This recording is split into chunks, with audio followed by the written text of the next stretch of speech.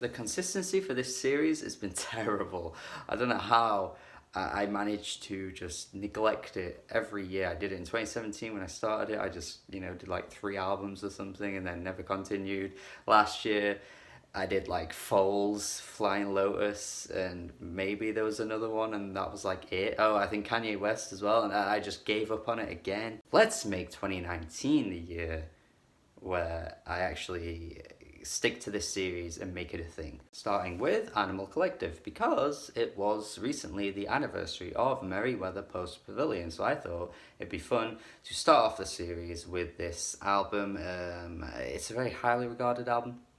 Animal Collective are a very highly regarded band, or at least were. I mean, I do consider doing like a worst to best of their discography at some point, because I think they are an interesting band to talk about, because everything they put out this decade has kind of been like shunned. And for the people in the know, you would know that Animal Collective had a period where they were incredibly forward-thinking, eclectic, experimental, you could even say, with their music and their sound, and managed to garner quite the cult following for it. Really has taken them a while to garner that success and acclaim though, because everything prior to MPP, they weren't really that well known. They didn't really have that same kind of like star power that they had when they dropped this album in 2009. Critics really turned their heads to this album.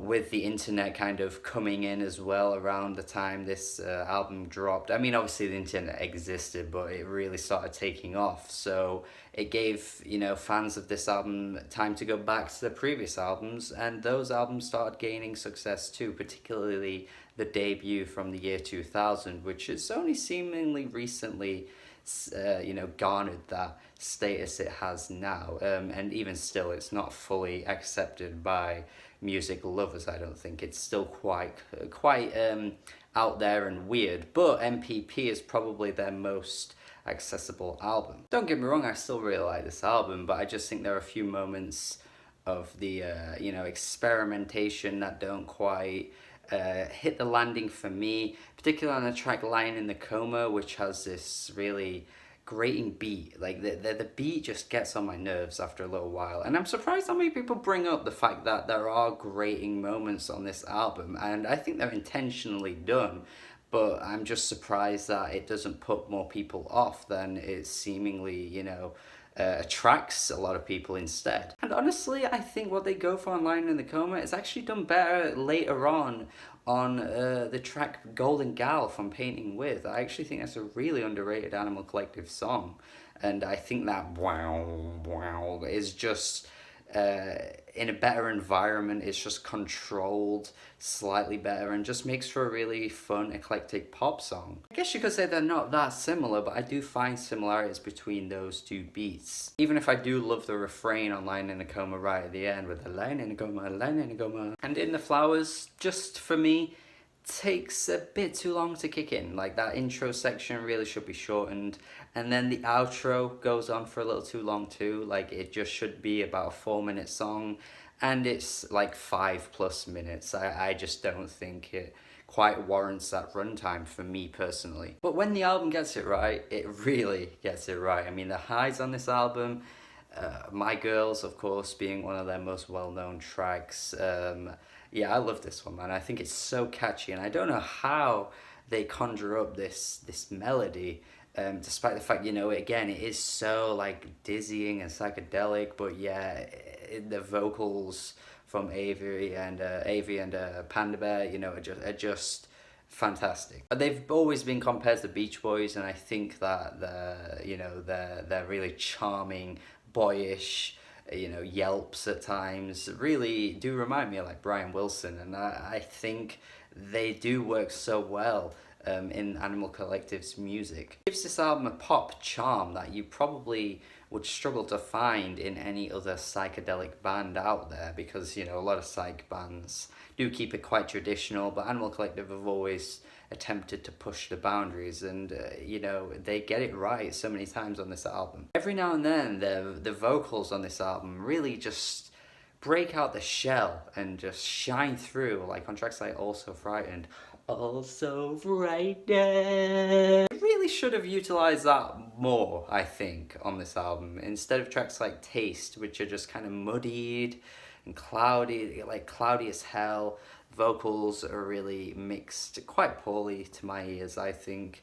And, I just don't get a great feeling from this track like I would on Summertime Clothes, for example. That, for me, is like the best song of 2009. I may have not heard every song from 2009, but if I were to do a ranked songs list for that year, Summertime Clothes would win. Such an amazing melody. Just, fuck. See what I mean? When they get it right, they just perfect it. It is so good. And going back to the song Taste, because I don't really describe what I felt about that track too much, but I think what that track needed was just a better vocal mixing. Like, if the vocals were more up front and had more room to breathe, I think that track could have been amazing. Like, it's just so close for me to being a fantastic song, but I just think it falls short, just because I just want to hear Panda Bear and Avi Ter, like, they shine through, but they don't quite. Like, Brother Sport has this really energetic, like, over-the-top beat, which gets a little grating once again, but I do love the refrain that they repeat towards the end. It gets really embedded in my mind. No More Running, though, the track prior, is like this really wonderful, slow-burning, like, ballad-type track, which I actually really love, and I'm surprised it fits so well on the album, considering it comes right before Brother Sport. Two very different tracks, just really showing how much talent they have at crafting all these unique ideas and throwing them all into one album, and so many of them work so well. So yeah, I do think it's a case where what people love about the album just holds it back ever so slightly for me from loving it, because I think the avant-garde approach to the pop music is something music lovers absolutely adore, whereas I just felt like there are just a few cases on the album where if there was something slightly different about the track, I think I'd have fallen in love. Eyes is a good example of this. It's just maybe too much is going on the track for me to quite envelop myself within the experience, because I feel like a lot of their albums, and especially this one, feels like a full experience.